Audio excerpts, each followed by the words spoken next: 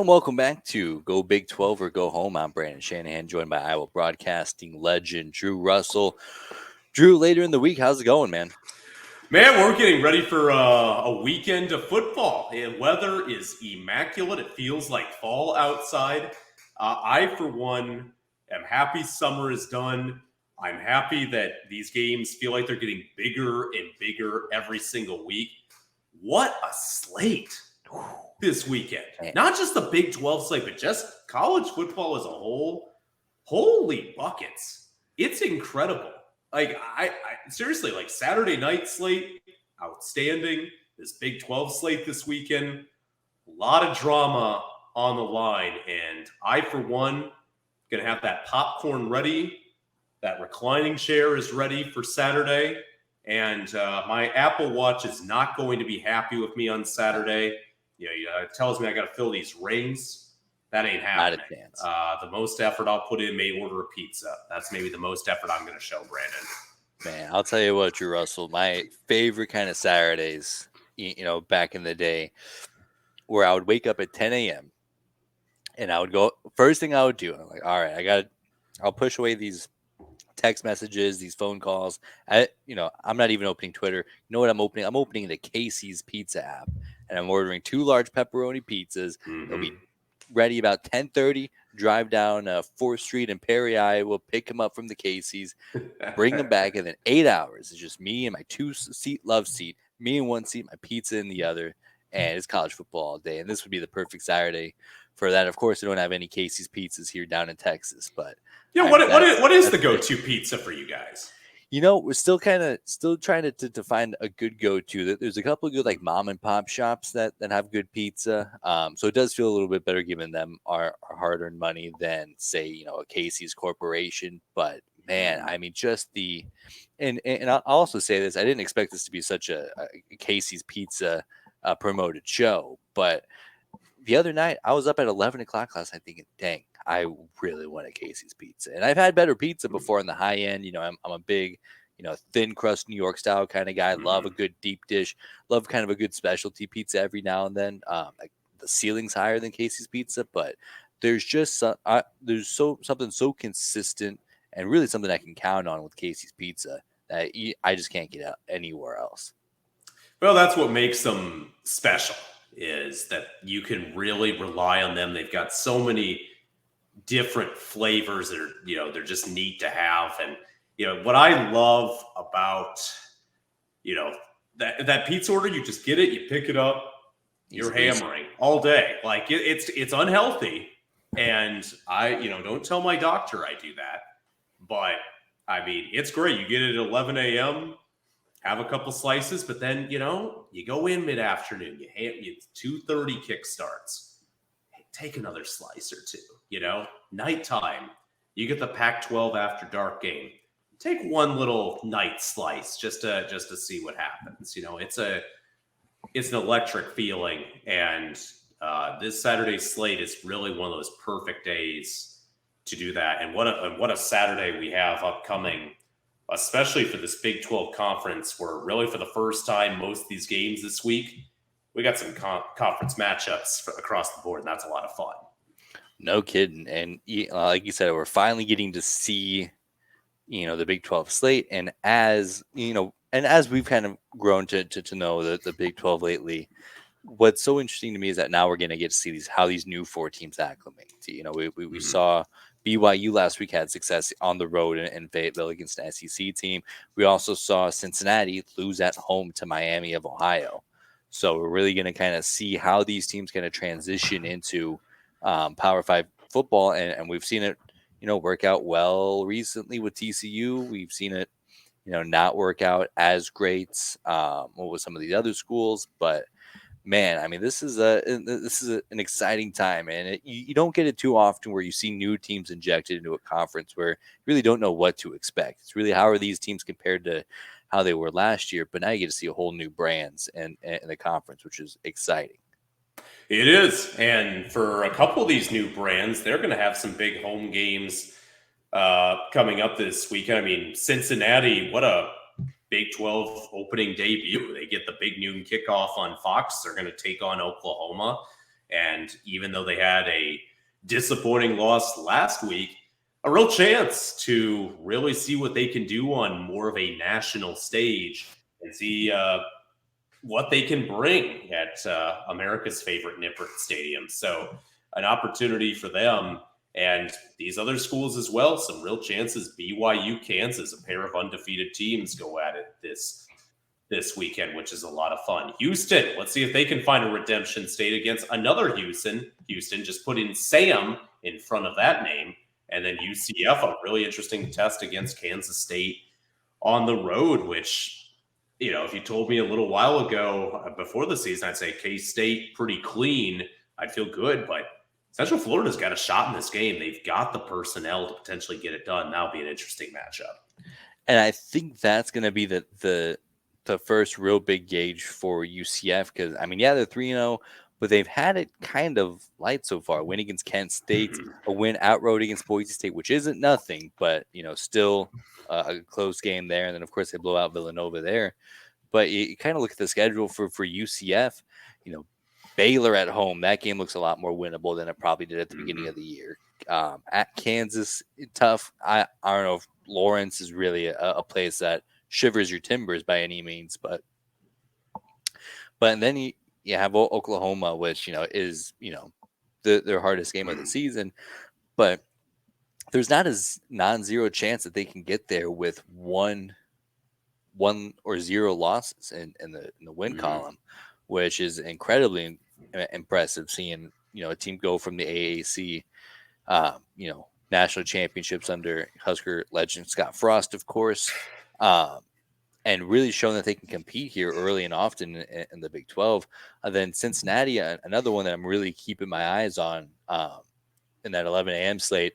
Granted, most of my eyeball will be focused on the Florida State Clemson game, to be honest. But Oklahoma and Cincinnati, because you had said it well earlier this week, Oklahoma's going to get everybody's best shot, especially a team like Cincinnati, where they're trying to prove that they're not as bad as they were against last week against Miami of Ohio, but also they have a chip on their shoulder. They haven't looked great against Power 5 teams, even with the Luke Fickell era, struggling against Arkansas. I think they lost to Arkansas last year, didn't they? They did. They lost to Arkansas. Yep. They got blown out by Alabama when they did have that great team with Desmond Ridder and Sauce Gardner in the college football playoff. This is one where hey, we belong, and we'll show it to you here in Cincinnati. Cincinnati, not an easy place to play, but if you want to keep that reputation, this is one that you really kind of gotta get after here. They do, and they've got Kiner's a solid running back for Cincinnati. They've got Henderson on the outside; they can make a few plays as well. Their defense has been able to create turnovers throughout the season, so it feels like that they do have a formula that will work. And the most important thing, and we'll dive into these games more deep when we have to look at that bloodbath of our win-loss record on the spreadsheet in a little bit. I'm not looking forward to that. I might have to shield your eyes, ladies and gentlemen. But for Cincinnati, they do have the pieces there, and they've got a lot of talent on that roster. The stadium, they're going to have to get out to a quick start, but it's a huge recruiting opportunity as well for them, especially under a first-year staff. You lose Coach Fickell to Wisconsin. For Coach Satterfield and his team, if they, compete, they find a win, real boon for recruiting. And again, especially with this new Big 12 coming up, that's going to be the wild, wild west. And it feels like it's anybody's game because there's no historic blue bloods in this new version of a conference. And if you want to become a team that wants to be a constant winner that can really do some damage going forward, this is your chance. And these are the type of games you have to win to create enthusiasm for those future recruiting classes and enthusiasm for this season as well. And that's such a great point that you bring up, because momentum matters so much in college football, especially these days where players are coming in and out so regularly. It would be huge for a team like Cincinnati if they can, drum up a win against Oklahoma and find a way to still win 7-8 games throughout the season and show hey, we can compete with the top end of this conference as is. Now, if we add you, Drew Russell, if you come aboard, we're losing Oklahoma and Texas. This Big 12 is going to be wide open for years to come. with your help, Drew Russell, we can be that top dog. We can compete here at the highest level in this conference. Yep. And even as of right now, we can be regular playoff teams, which is such a huge Yep. thing that really nobody outside of, 3 or 4 schools has been able to offer so far. Exactly. And like Oklahoma's had that stranglehold on the conference this last decade. Mhm. Kind of that end era of Bob Stoops, then Lincoln Riley. I know OU fans could get mad at Lincoln, how he left all they want. Can't take away the guy won a lot in Mhm. in Norman. And with them leaving, there have been programs that have all had some really nice moments this Sun first season or multiple seasons. Baylor, TCU, Kansas State, Iowa State, even the 1 year, and Cincinnati in the AAC just a couple of years ago. They've all had great years. They've all been college football playoff contenders, or even make the college football playoff, including TCU's run to the national title game last season. And now it's a chance to, not say, hey, we're a one-hit wonder, or maybe we had a couple of really nice years.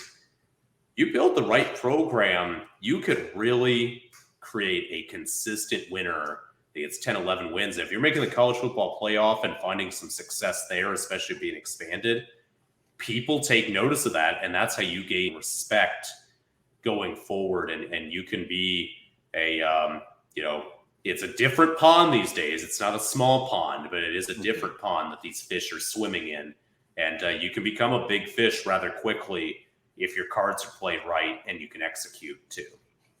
Yeah, and there's probably 4 or 5 programs that have that feeling, including at least 2 of the new 4 teams. Houston had a lot of success in the AAC as well, and then BYU kind of flexing their muscles early on, especially with the win against Arkansas. Granted, they didn't look that great the first couple of weeks, but what have you done for me lately? But yeah, there's probably 4 or 5, probably even more than that when you kind of factor in Colorado and Utah also thinking the same way of Great point.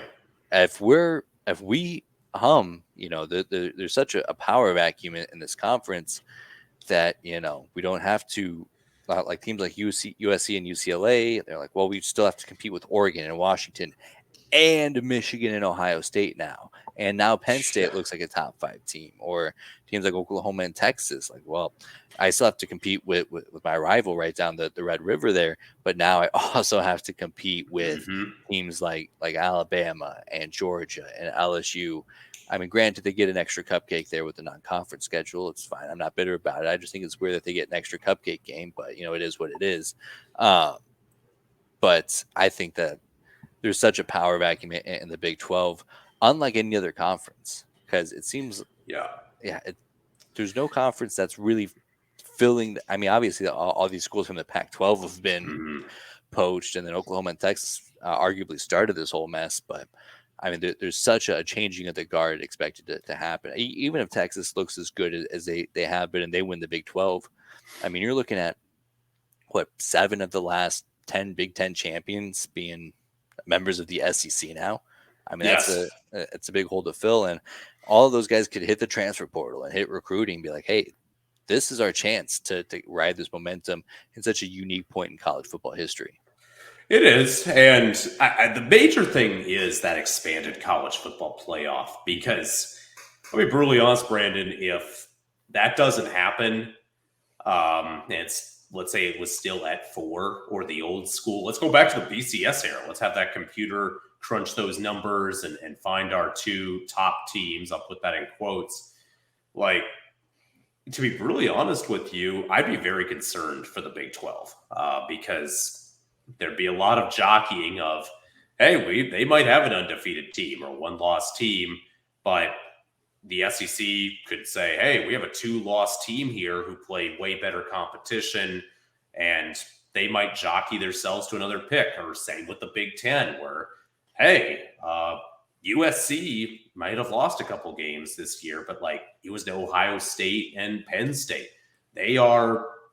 They're better than any of these Big 12 schools, or they're better than any of these ACC schools you're trying to promote. So I think that 12-team playoff is major for the future of the Big 12, and it does help these teams stay relevant because if that didn't happen, there would be like I said, more concern. Yeah, you're absolutely right. Especially because you kind of look at that and be like, well, the SEC could have 4 teams objectively better than an undefeated Big 12 Right. champion, which is very scary to think about. Uh, but yeah, it's such a unique time because you do have all these teams who said, well, you know, we could be the next, and there's not a lot of other teams that it can be like, well, we already have done this, and Hmm. I think that's where teams like TCU have an advantage in the new Big 12. Well, even with the previous construction of the Big 12, we're the only team to actually win a playoff game. And now we're Hmm. going to get that opportunity pretty regularly. Drew Russell, if you come on the program and we, finish in the top 12 every year, we're going to be regular playoff teams. Like that's such a huge selling point. And especially now after seeing how quickly you can kind of turn things around in the Coach Prime era, like just, hey, we can do this now. We don't need you to Yep. invest in us. You come here now. We're going to win football games starting in August. Right. Well, and look at like the transfer portal. Look at how different that is. It's Mm. that era of you got to sit out a year. That's gone. Like you can just transfer anywhere. You can transfer within your own conference, which is something I never thought you'd see. There is usually those limitations. That doesn't really exist anymore. So it is fascinating just that a team could have a good season, or maybe it's really those ho hum seasons are what kills you because there are stuff going on behind the scenes, or it's like, hey, don't play for this 7-5 school. You were an all conference selection. Come here. We've got a lot of facilities. That NIL money is going to play a factor forever. That's that you got to embrace it, which most programs have done and done rather quickly. So smart, but it is interesting just how different it is in that era of, man, I played for a 3-9 team this year, but I'm going to stick it out. I'm going to stay with this school. Like, this is an era where, hey, if I don't play for a good team or I could play for a great team, but if I'm all conference and a certain school says, hey, we can get you a little more exposure / hey, we got more endorsement NIL money. These kids are jumping at that and jumping at that rather quickly. So that is something just that's interesting to me going forward is how all these schools deal with that and how Big 12 schools deal with that as well. Because, hey, everybody's getting poached a high level. And for an SEC and Big 10, guaranteed for those schools that they're attacking the transfer portal, there's going to be good players at every level. And they'll say, hey, we feel our conference is better than yours and come play with some high level athletes who get you more money. It's just a wild, era, Brandon. It's a wild deal. And it's still tough for me to wrap my head around it. I'm sure it's probably for you a little bit too. It's a wild time. And what I also think is going to be important to keep an eye on is I think the transfer portal is going to slow down quite a bit here in the next couple of years because I just recently learned you only get one free transfer unless you Yes. graduate, and then I think you can transfer again. That's how JT Daniels has played for 18 teams now, played all around the world essentially. But I mean, all of course, it's crazy and pandemonium when all of a sudden you go to every single college athlete in America and be like, "Hey, now you can go wherever you want. If you don't like your current situation, you can leave." Mm-hmm. And now that some of those players either, have not only the graduate transfers who have been in college 7 years because of the extra COVID year, but Mm-hmm. also, now players have used that one-time transfer. Mm-hmm. That's one of my big arguments for why I don't think Coach Prime is going to leave this year because he can't take any of his players with him. I mean, Mm-hmm. obviously you're going to have Shadur Sanders in the NFL, so you're going to lose him, but Travis Hunter can't transfer again unless he graduates, which would Mm-hmm. be crazy in three. That's a Well, good point. I guess 3 years probably could, but Yeah. it's an extra hurdle where he can't bring all those guys with them if he goes to a school like Florida. So I think that's so important, especially this year and especially in the Big 12 conference, to really capture any momentum that you can grab onto, whether it's a team like TCU saying, hey, we brought back 7 starters from our national championship team and we still won 9-10 games, and we still were in the thick of it in the Big 12. Or even if you're a school like Cincinnati, who maybe picks up a couple of late wins and be like, hey, we're figuring it out. We had a tough transition, but we're back, Drew Russell. We just need your help here to take us to that next level. And of course, you have teams like Colorado and Utah who are actively winning games and actively drawing eyeballs to their programs, who have already gathered so much momentum here. It's going to be so important, especially this year and this off season coming up, to capture that momentum while you can. You have to, and I know, like, it feels like almost life or death. I feel like for these programs every single year that we got to get it right, otherwise we're doomed. That's not necessarily the case. Like, you can have a bad year too. You can bring in a new regime and they can capture magic quickly. Obviously, we've seen it in Colorado with Deion Sanders, just how quickly that's done. But you also see, like, historic programs or traditional programs have been great that, they have a few bad years. And look, for kids that are getting recruited, like, that past doesn't mean a lot, especially if it's like deep in the past. Look at the University of Miami. Back in the 80s, this was the program to go to. These are the bad boys. They love their image of how they're portrayed in college football. Everybody wanted to go to Coral Gables, have a great time. Recruits now don't care. Like, they view the stadium and it's half empty, even on a game that's relatively big down there. They play, not that they're bad, but it's not the same. Not to mention your beloved Huskers, but like, they've had some tough stretches throughout these last few years. And even though they still recruit well, if they're not finding those wins, like, those younger kids, they're not going to remember that historical 30 years ago. They don't care what happened 30 years ago. They care about what happened now. And it is dangerous. Texas, they've gotten off to a great start this year. You look at, they've been in the wilderness for the last 10 to 15 years, really, in terms of where they're used to being. So it is important to stay relevant. You kind of have to. And for all these programs, it is really tough right now, especially with the relocation of schools. You've got these just weird conferences that are going on, and none of these schools want to be left out in the cold. Like, it's hard to believe, Brandon, 2 years ago, Big 12 looked dead in the water. They really did. When Texas and Oklahoma say we're leaving for the SEC, shoot, I thought most of the schools were going to pack up for the Pac-12. A couple schools are left out in the cold, and that was going to be it. And they regrouped. They found a way to stay alive. But the Pac-12, on the other hand, they never thought on earth they would ever lose USC and UCLA. They do. And then you see the unraveling of that. And now Washington State and Oregon State are left out in the cold right now. They're trying to figure out what to do for their next step. And no program wants that.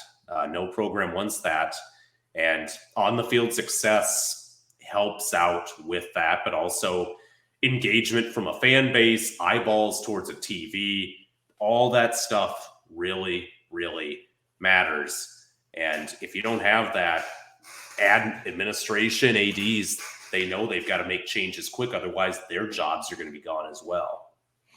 Yeah, and we got a great slate this week that we'll get into here soon, but I do kind of want to throw this out there just to keep an eye on.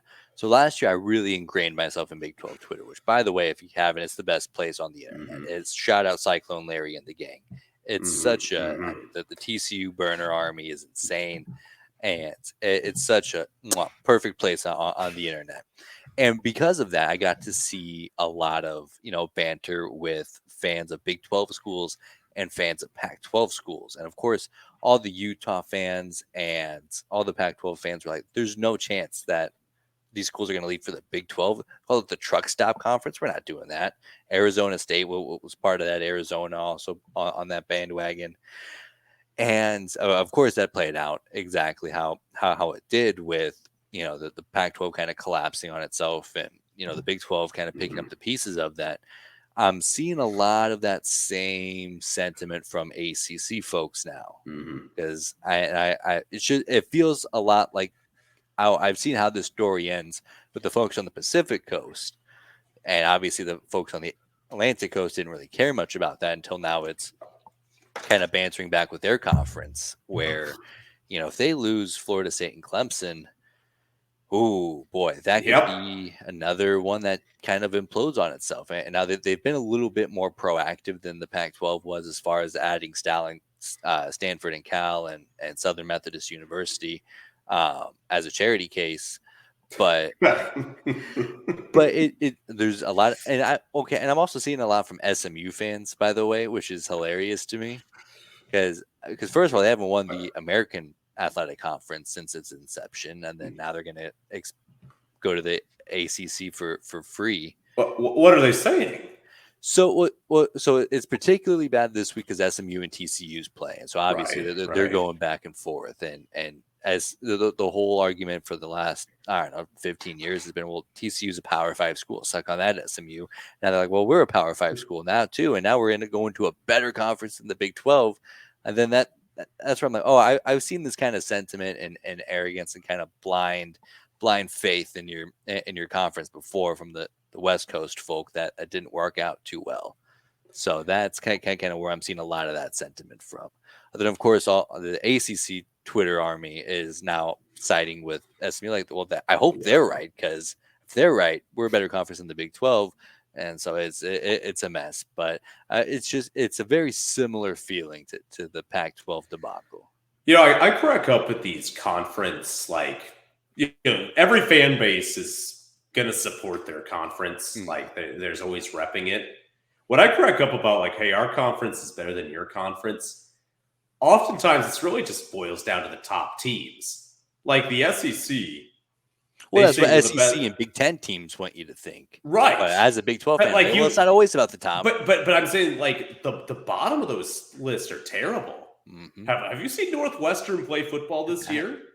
It's horrible. And that's what I said last week is, like, Iowa State would have rolled the bottom of the Big Ten and the bottom of the ACC and even the bottom of the SEC. They would have taken care of Vandy for sure last year.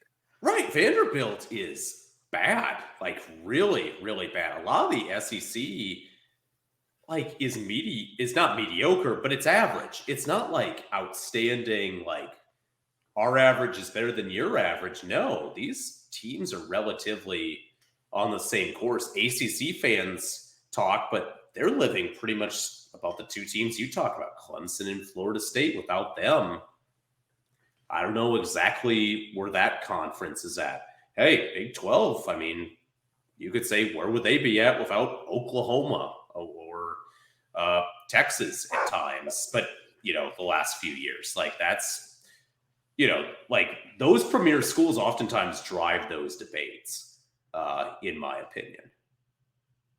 You're absolutely right. And I think that's what's so interesting about this upcoming Big 12 experiment is, well, what's going to happen when you don't have those top-heavy brands? What happens when you get just a lot of really good, not great, gritty brands like Kansas State? I mean, they're gritty. They're going to wear you down. You have teams like Arizona and Arizona State who, they're out in the desert. And then you have teams like Iowa State in the cornfields, as stereotypical as that is. What happens when you kind of get all those brands in a conference together? Is anyone going to rise to the top here, or are they all just going to kind of tear each other up like we've seen with the Pac-12 over the last 6 or 7 years? What does that look like? So I think that'll be really interesting to see how that shapes up here. And conference promotion is major. Like Brent Yormark, Big 12 commissioner, has done an outstanding job in his initial first, year plus couple of years as being commissioner. He's kept them relevant. He's done a good job of promoting these schools, drawing excitement towards the conference. You got to have eyeballs. Like, it is so important to make sure people are watching this product. And without those premier schools, what are they going to do going forward? And they might have caught lightning in a bottle. You mentioned Colorado coming in. They are a media darling right now, right? I mean, there's no question about that. Utah can bring some eyeballs in as well. And it's not that these schools can't bring in eyeballs. I mean, TCU can do it. Oklahoma State can do it. K-State's been able to do it. All these schools at some point have been able to bring in eyeballs. But again, you got to build a winner usually consistently. And usually as well, a product that fans want to watch, whether that's explosive offenses, which is really easy to watch, or a stifling defense that makes you go, ooh, I just got to see that week in and week out. But you got to have something to bring to the table. Yeah, I think that exactly that point. That's where the Big 12's pride is up and down. It's going to be such a fun conference to watch, where I don't see that as much in the ACC as Right. as we move forward there. But great slate coming up here. I mean, like you said, we're finally going to get to see these teams really go at it, because you get teams like Oklahoma who are 3-0, and they have wins against SMU and Tulsa, and blah, blah, blah, blah. And then you have teams like Texas Tech that's 1-2, but they had a tough game on the road against Wyoming, having to face inclement weather. Then a tough game against Oregon. So like, does that 1-2 compare? We don't know. I mean, it's not conference; it's a whole lot of hypotheticals. But now we're gonna finally get to see how these two teams match up with each other. And great slate coming up here. But real quick, before we kind of get into that, certainly the Big 12 wasn't the only entity with the disappointing week, I should say. Granted, I don't think it's as bad as you think it's going to be. Cover my eyes now, Yeah, Brandon. That is ugly. we didn't. Neither of us had a losing week, so I'll preface with that. That's important to me. But I did have 6-6. We had all the same picks except for West Virginia and Pittsburgh. I went with Pittsburgh. They let me down. That's what I get for betting against the Big 12. I'll tell you what. But other than that, I mean, I felt pretty good about it. I thought, oh, this is going to be the time where we, feast on some wins. Maybe go 10-2 in the weekend. That's pretty shocking. Yeah. It's pretty shocking. Still, I just cannot get over Oklahoma State losing by 26. That one still just gets to me. I just still can't believe it. Yeah, I mean, if you were to rank me, like just these losers and like confidence level, I probably wouldn't feel that great about picking against BYU. Arkansas always feels like they kind of have a letdown game or two where they don't show up, and this could be that. But maybe Missouri being a competent team, competent football program at home, maybe they steal one against Kansas State. Iowa State, as much as we trash Ohio, they were only a 3-point favorite going on the road there. Yeah. But then, looking at Cincinnati and Miami and Oklahoma State and South Alabama, especially when you kind of look at that South Alabama-Oklahoma State game and how that played out. I mean, I felt so good about that one. Brandon, right now, I want you to click on Week 4 tab. I don't need to see this anymore. We need to cleanse. We've cleansed the palate. We got through the tough times, the dark times, and now I am seeing a board of opportunity and excitement for this weekend slate. Fantastic. We're both still sitting at 27-13. So yeah, if we're just looking at this screen right here and don't see how we got there, this feels pretty good. I feel okay with this. I'm seeing 8 games on that board. And I'm seeing 8 wins potentially for both of us. Now, will we pick the same teams?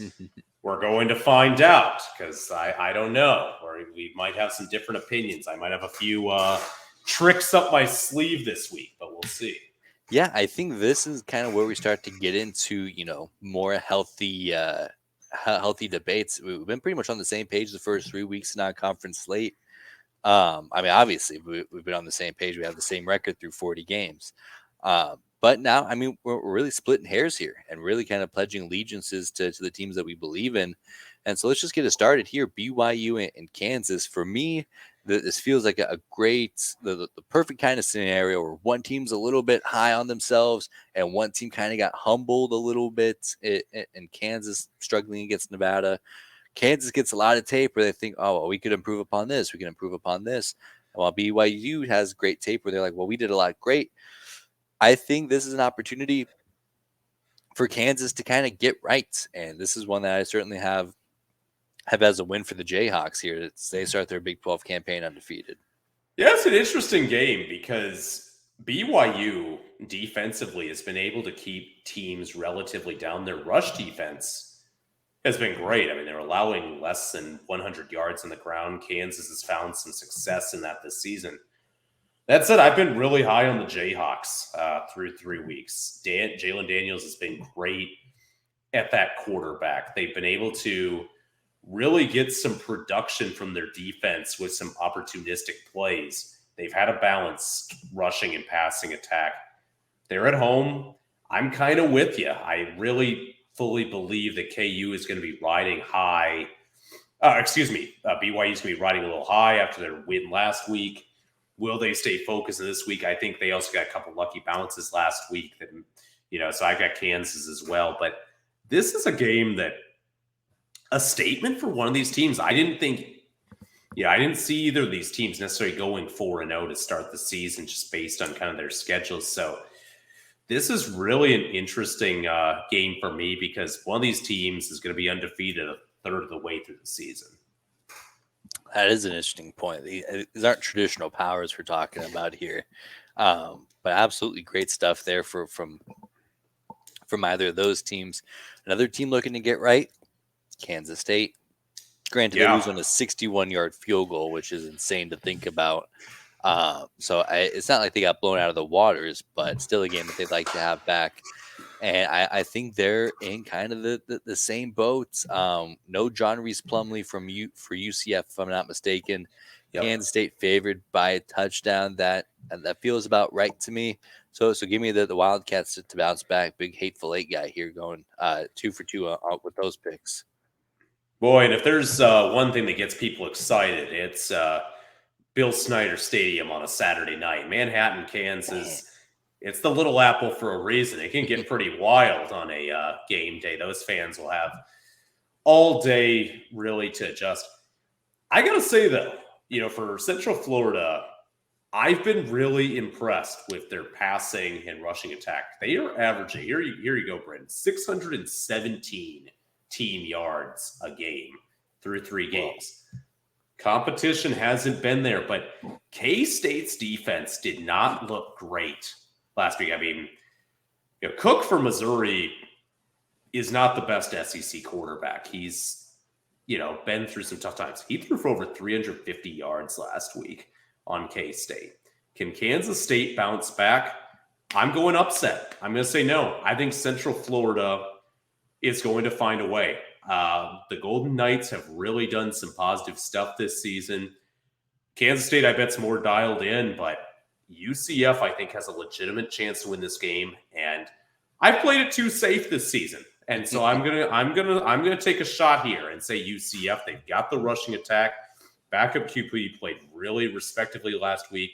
Harvey's a solid running back. The defense really has been strong this season. They've only given up 36 points through 3 games. So if you divide that by 3, that's 12 points a game that they are giving up. So that is something I found pretty interesting. So they will be a team that's going to be, I think, tough on that end of the football. We'll see if Will Howard can bounce back. If he can, then that's going to be a red column for me. Yeah, I got to imagine if UCF does pull out the win here, it does have something to say about Will Howard's health, because he did get banged up there pretty well against Missouri, where they kind of had to move him out wide and bring in a more mobile quarterback when they wanted to establish more of a run game. I think that's huge. Granted, it is college football. You get banged up week to week. Adrian Martinez played a whole season with a broken jaw for Nebraska a few years ago. You got to learn to battle through those. But if that's still an issue where he can't get around and he can't escape the pocket and extend plays, that could absolutely work to Central Florida's advantage here. Because I mean, while they are on a backup quarterback, their backup quarterback's broken in. It's not not a throw the guy in unprompted in the Little Apple and figure it out then. So they're in a good spot. I think it's certainly a tough draw to start off your Big 12 slate. But if UCF does come in and bite me in the tush, I'm not too bummed there. Yeah, but I do want to say I'm taking a big risk going with Gus Malzahn. I want to say I am taking a bit of a this is unconventional for me. I'm usually me and Gustavo don't necessarily say eye to eye at times, but we're gonna give him a shot this week. It feels like a pretty good bet to bet on Arthur Gustavo Malzahn the third. So The third. Make sure that three's right there. You got what an that, ladies and what an gentlemen. all time name. I can't believe it.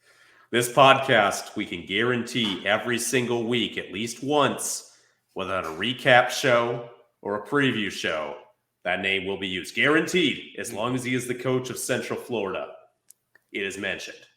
Yeah, I'm a big fan of like calling people what they want to be called, and like if you have if your name is Andrew and you want to be called Drew, fine. But that doesn't count when your given name is so much cooler than your given name. So Right. I yeah, mean, I'm not, there's nothing wrong with the name Gus. Gus is a great name, solid name, very solid. Yeah, but man, you can go by Gustavo.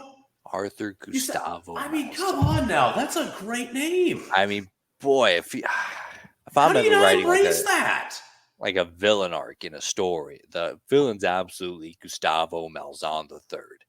How do you not embrace that? I mean, I would be all in on that villain arc. Absolutely outstanding stuff. But yeah, good to bet on him. I'm glad that we're getting some different picks here. Hopefully differentiate. But Texas Tech and West Virginia. I'm trying to go into the conference like resetting my expectations with the newfound knowledge that I have, but kind of do I think Texas Tech is a bad team just because they're 1-2? Absolutely not.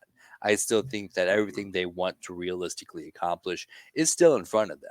I feel like coming into the season they wanted to compete for a spot in Arlington. I mean, oddly enough, that's still on the table, even though their Yeah. record is surely not where they want to. And I think they pick up a big win here on the road to West Virginia. Like we talked about teams coming back down to earth. That's a big win that they picked up here. It is. And West Virginia's off an emotional high. They get their rival last week. They're able to get a nice victory at home. That said, though, their offense is still a work in progress.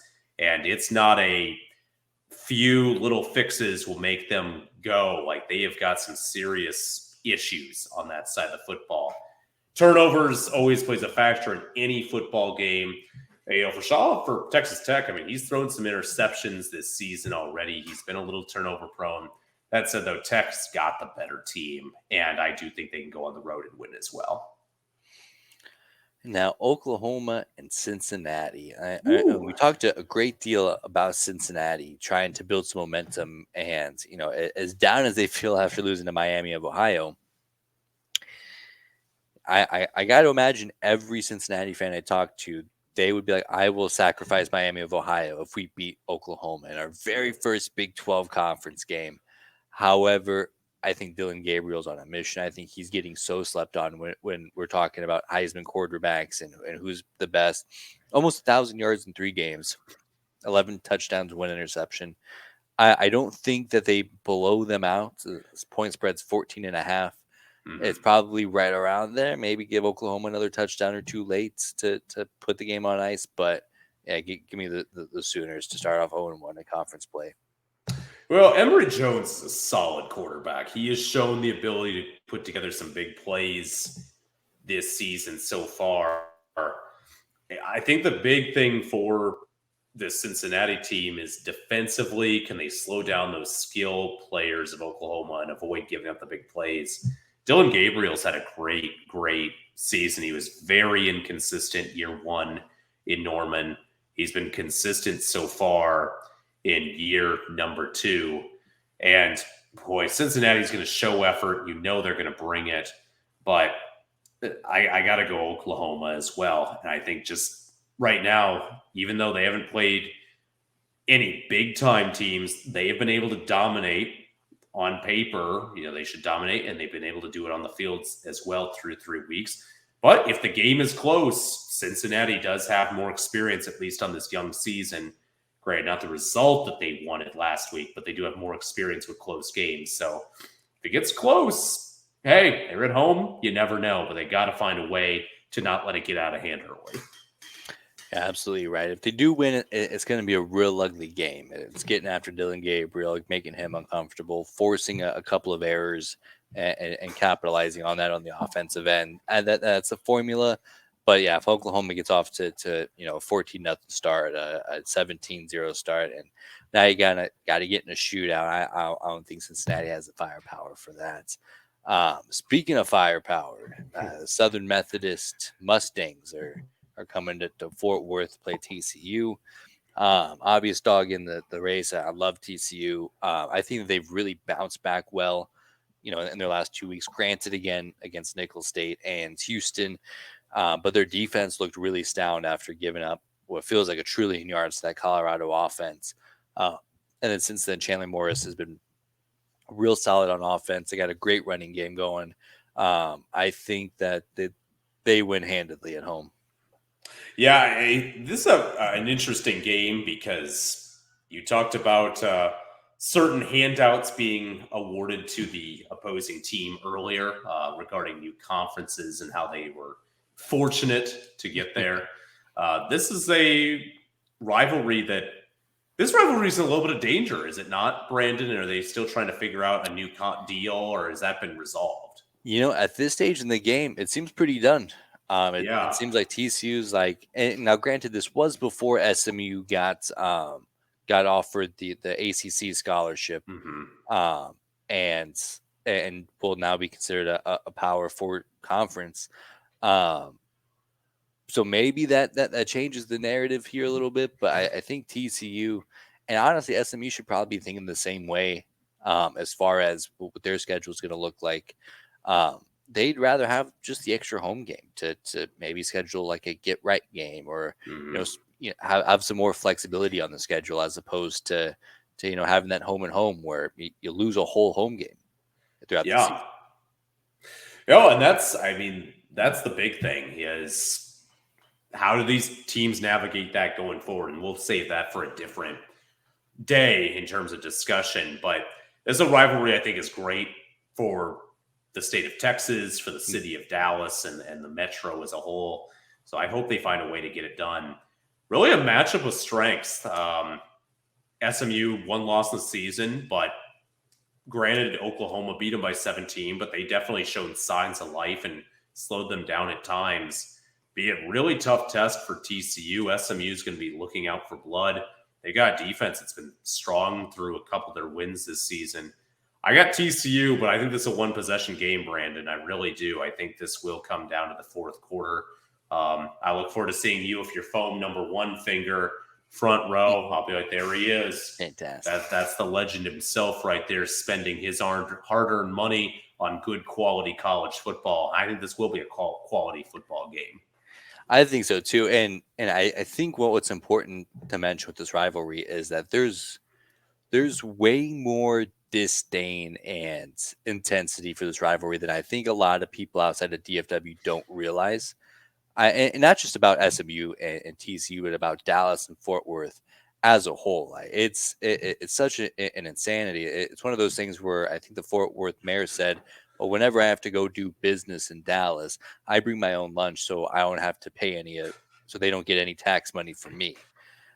And I think the biggest example of this is the history of the DFW airport. Obviously, a huge growing metroplex, and while Dallas is the larger of the cities, not overwhelmingly to where it's just the Dallas airport. So they wanted to combine their resources for this huge international airport, and they kind of came to an agreement. Like, first of all, it's going to be on the line, so half of it's going to be in Fort Worth, half of it's going to be in Dallas. We're not messing around with any of that nonsense. But then also, we're going to have to. I'm Fort Worth. I'm going to close down my regional airport. If you shut down your regional airport, Drew Russell, then we spend this huge investment for DFW airport. I'm Fort Worth. I shut down my airport there in Fort Worth. And then you, like the scheming little mastermind you are, keep Dallas Love Field Airport still open. And then now it's a big hub for Southwest Airlines. And now I lose business because of it. So thanks a lot, Drew Russell. So there's a lot of animosity here. Do you know what's wonderful about this country? It's just the bizarre city rivalries that pop up all across this country. And this one is like a top tier one. I just love like the Dallas versus Fort Worth, just a straight rivalry.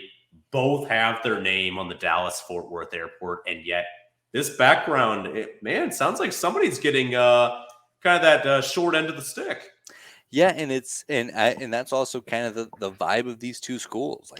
Now, granted, TCU is a private Christian college, so I don't know if this is the best example of that. But like the city of Fort Worth feels a lot more gritty and hardworking and blue collar, and where SMU is in Dallas.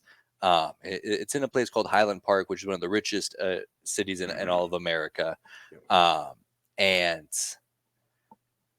well, my uncle, who's been a Dallas resident for 20 years, he says that's where billionaires or millionaires send their kids to meet billionaires at SMU. So there's this narrative that comes with it that, oh, well, these are just rich kids, and which is funny because the Big 12 looks at TCU in that same exact light, but TCU when they play SMU, they're like, nope, we're the blue collar, we're the traditional Texas school. You go to a TCU game, you see a lot of guys in cowboy hats and cowgirl boots. Granted that they're coming in Jeep Wranglers and Range Rovers, but nonetheless, you still kind of get that vibe where SMU and Dallas has that more big city, showing up to the game in a Mercedes as opposed to a big truck. So it is what it is. It's a very funny dynamic to me because like the Big 12 looks at TCU the same way that TCU looks at SMU. Not to mention, you got one of the great rivalry trophies in the Iron Skillet. I mean, can't overlook that. And also, cherry on top, TCU poached SMU's coach. So Sonny Dykes was the SMU coach for a couple of years before they parted ways with Gary Patterson. I love this sport so much. I mean, I'll be honest, Russell, I wasn't that hyped about this game, going in, especially with the week that we have: Colorado, Oregon, Clemson, Florida State, Iowa, Penn State. By the way, I was going to lose by 3 touchdowns in that game. Just want to throw that out there. Yeah, I see your hat. I couldn't help but notice earlier the beautiful Pennsylvania State logo. Absolutely. On that side. So I figured there was some kind of low-key shot at Iowa at some case. I didn't think about it, but now that you bring it up, Penn State, a Rose Bowl regular. Iowa has made one Rose Bowl since 1987, and the only reason why they played in that Rose Bowl is because it was a consolation prize because the real Big Ten champion, Michigan State, that season went on to the college football playoff. Yeah. And also asked me how Iowa did in that one Rose Bowl since 1987. Yeah, I'll tell you what, they ran to a guy named Christian McCaffrey, and the rest was history. Yeah, the great powerful Stanford Cardinal came in and embarrassed them. And just to kind of put it in perspective how embarrassing that loss should be considered as an Iowa fan. Nebraska, a team who doesn't even have an automatic path to the Big 12, they played in the Rose Bowl back in 2001 against Miami for a national championship. Also something Iowa's never done in the modern era. Can play for a national championship.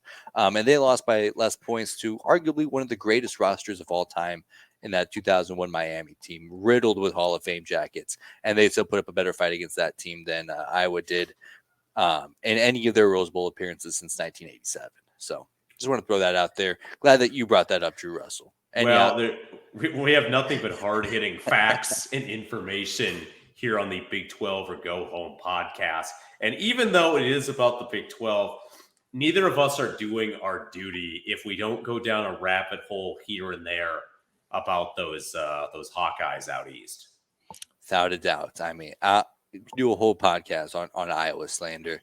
But nonetheless, I dare you to make a podcast called The Team Out East. I dare you. Oh man, just boy, how funny would that be? I mean, I would get made fun of so much for just like not even being like a pro Nebraska, but just I'm just such a hater that you know what?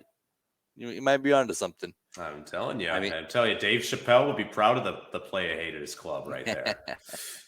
The Team Out East. Outstanding. Team Out East. Stuff.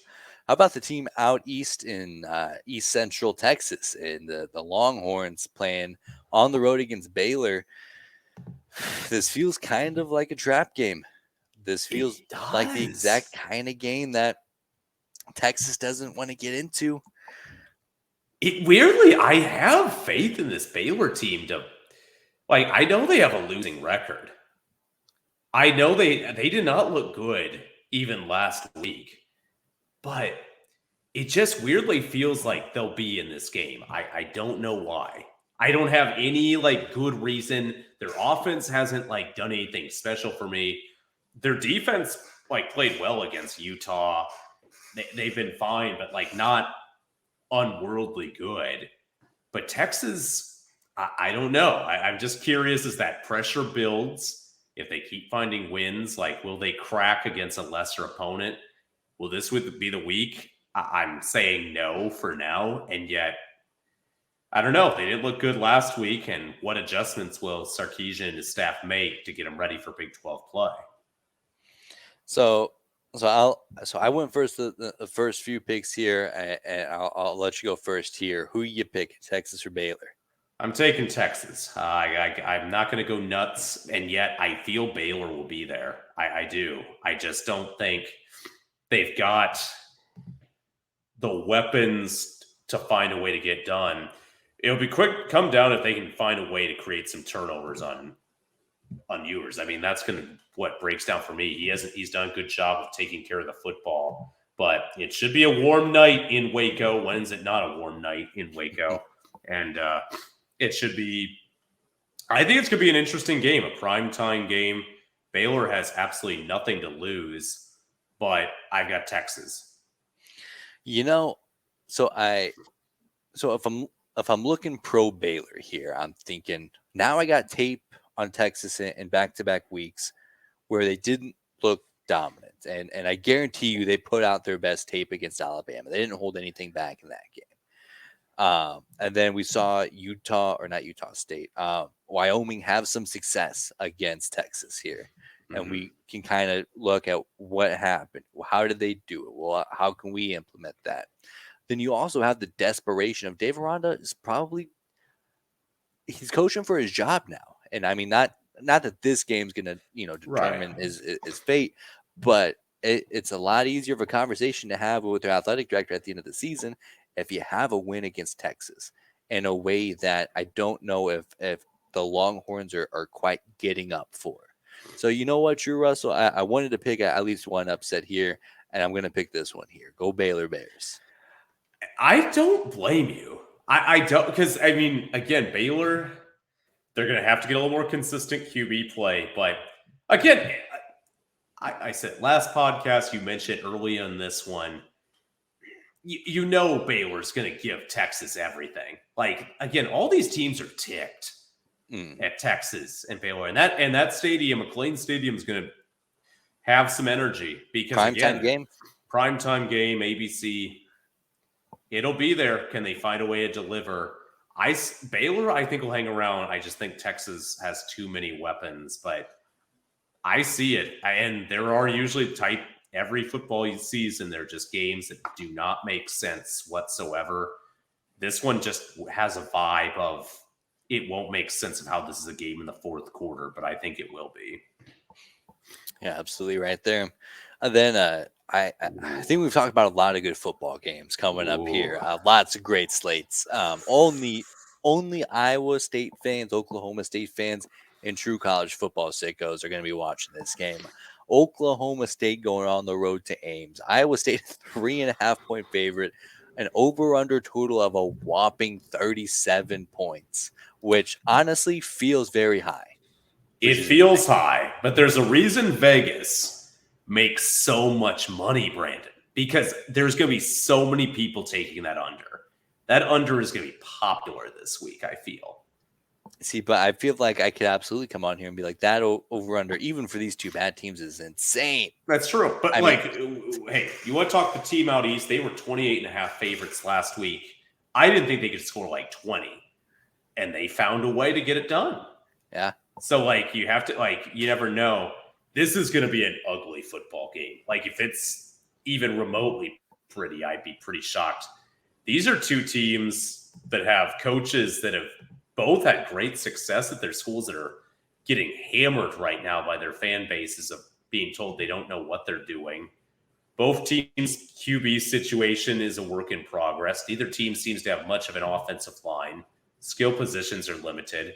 Defense seems to be a little bit limited, at least for Okie State's side. Iowa State's defense has not been a problem through 3 games this season. This can be an ugly game, though. Can Oklahoma State and Iowa State have actually had some great games these last few years? They usually are pretty competitive. But this is not a game for the faint of heart.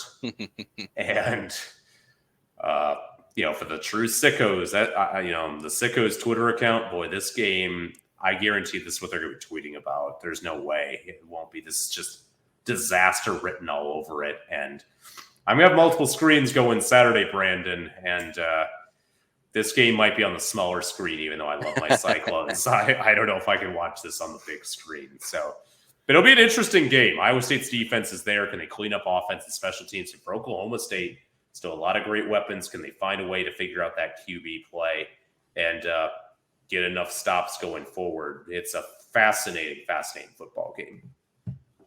Who do you got? I'm taking Iowa State. I'm going to say they find a way. I'm going because of the defense. Oklahoma State has shown limited offensive success throughout the season. And I don't think their defense is as good as Iowa State's. Iowa State's in Ames. So I'm going to say that they find a way to get a victory. I just know that the losing coach is going to go through even more junk though throughout the way. Because again, if it's an ugly game and you lose, that's when a fan base gets ticked off. And even if it's an ugly game and you win, fans are still going to nitpick. Like, I just don't think either of these coaches are going to get, like, whoever wins, they're going to be like, well, that team was terrible. You didn't really show anything. And they're going to have to go through another week of doubts from their own fan base or national media, whatever it is. So it's just a weird game. It's going to be a battle of attrition, I think, for both these teams. And I'll just say Coach Campbell finds a way to get it done, and hopefully no more viral Twitter videos, at least for a week. I got to say, it feels like these two programs are exactly in the same place. Both have coaches that fan bases, want to give the benefit of the doubt to. And I've had success even recently. But just have kind of fallen off a cliff here. Both can't quite seem to figure out the quarterback play. Although, Rocco, oddly enough, has double the passing yards of Oklahoma State's leading passer, which feels insane to think that he's got double the passing yards of anybody, let alone the number one quarterback in a power conference. But I also, and I'll give the edge to the home team here in Ames. Iowa State, that's not an easy place to play, especially when you're having struggling quarterback play. If Iowa State can squeak out a touchdown or two lead early on, I think that could really be the difference here. I agree, but really, again, I'm just curious. Whoever loses, how those fan bases react, because it's not going to be pretty. And for Oklahoma State, they've got to find a way to kind of try to right the ship, because it's been a really difficult last year for them since their great start last year. At Iowa State, they were in the cellar last year of the conference, even though non-conference slate wasn't really good that way. Hopefully they can find a way to kind of clean things up and try to start this conference slate on the right foot. Hey, both of these teams are 0-0 in conference play. So somebody's going to be 1-0, and maybe they can build positive momentum and just keep that ball rolling and see what you can do from there. And the best for last, I'd say not only probably the best game in the Big 12, but arguably one of the best games in college football, probably all season here in Houston, Sam Houston State. I was going to make fun of the Iowa State-Oklahoma State game for a little bit because I have ESPN pulled up, and it has tickets low as $21, which is very silly. That's a very low amount of money for a college football game, especially a conference game like that. But then I scroll down, and for this Sam Houston game, the tickets going for as low as $4. Ooh. And I'll tell you what, I think you'd be smart to save the $4 if I'm ladies and gentlemen. That's money not well spent, in my opinion. This is going to be, so Sam Houston, I had to look up Sam Houston just for you, Brandon. He served as the first and third president of the Republic of Texas. So here's your history lesson for the night. Sam Houston would be rolling over in his grave, seeing what his name has amounted to. Seeing his name, Houston and Houston, getting that thrown in twice and to see this difficult football. This is go do something else with your time, ladies and gentlemen. There's a reason this game is on ESPN Plus. Just go do something else. As simple as that. I got Houston, but this is just not pretty right now. Absolutely. ESPN and specifically Ryan McGee puts out a bottom 10 rankings every week. And I was scrolling through this. Unfortunately, last week Nebraska was on. I don't think they're in this week's version by any means, but that one hurt kind of scrolling through here. But Sam Houston State, and a lot of these are kind of like funny, like making fun of like Alabama around the bowl, down the hole, roll tide roll, Kent State's hashtag Kentergy, no Nebraska. With Sam Houston State, it's Sam Houston State 0-2. There's no real fun here. So one of the worst teams in Power 5 football. I think this is exactly what Houston needs to get right. Give me Houston to cover the point spread comfortably in front of all the tens of people there in Houston. The tens of people. Yeah, it's going to feel... I know there's a great Twitter account that Empty Seats Galore, which is one of my favorites. And if they don't have a photo of the stadium for this game, they're not doing their job. No. That's simple as that. In fact, if we got a full stadium, Houston, I'll tell you what, you proved me dead wrong. And this is the fourth largest city in America. Maybe there isn't as much to do as I thought. I don't know. I have nothing else to say. May James Harden needs to come back, and may he needs to relive his club life. Maybe find some juice in Houston. I don't know, but this is not a pretty game. And for Dana Holgerson, he can try to keep growing out his mullet back here and do what he can. But if Houston loses this, whoa, he's done. Like it might not even be like the end of the season. Done. He might be done. You got to make a move. Yeah, this is you got me a little concerned if that happens. As a Cyclone fan myself, I'd say, you know what?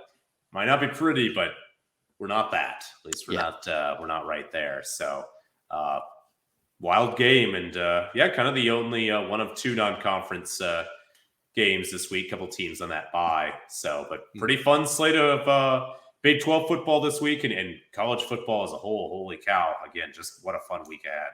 I think so. I can't wait. And I think we got a winning list here. I mean, we're sitting good through 40 games. I think, I think we're in good shape here. A lot of winners. At least I hope so. Because, we both all picked mostly the same teams minus my Baylor upset there. I'm a little concerned, Brandon, because I felt great about last week's slate. I thought we're good. Yeah, I thought we were going to And then, we went sideways real quick. There was a lot of big red on that paper, and so that was just absolutely brutality. No kidding here, but what a great week of college football. Anything else you'd like to add before we wrap up here, Drew Russell? Hey, give us a shout out to a couple future Big 12 members as well. They got some big games coming up this weekend. Colorado, they're going to Oregon. This is a real test here. That's going to be a fun game. I'm afraid. I think they're going to get a little. I think go back to reality a little bit. I've got Oregon in that game, but never know. You never know. So that'll be a big game. And Utah. As well, they got a top 25 matchup against UCLA on Saturday, so an opportunity for the old Utes to see if they can defend their Pac-12 crown against a upstart Chip Kelly, UCLA team. Yeah, shout out to them for sure. Cam Rising is back. I heard that on the Twitter sphere. Granted, it was a Utah burner account. It goes by the Pig Bus. So the more that I say this stuff out loud, the less confident I am that he's actually back. But now it's the onslaught. You survived the tough non-conference schedule that they put out there, and now you get rewarded with probably the deepest and best conference in all of college football. So congrats. Yeah, it's going to be quite a bit of fun this weekend, folks. I'd recommend you got anything Saturday, try to get it done early is all I'm going to say. Without a doubt. After that, it's this one of those days. It's just a good day to just chill out and watch some football. No kidding there. Well, that'll do it for us today. Go Big 12 or go home. Let's go. Let's go. Have a good one, folks. Go Big 12.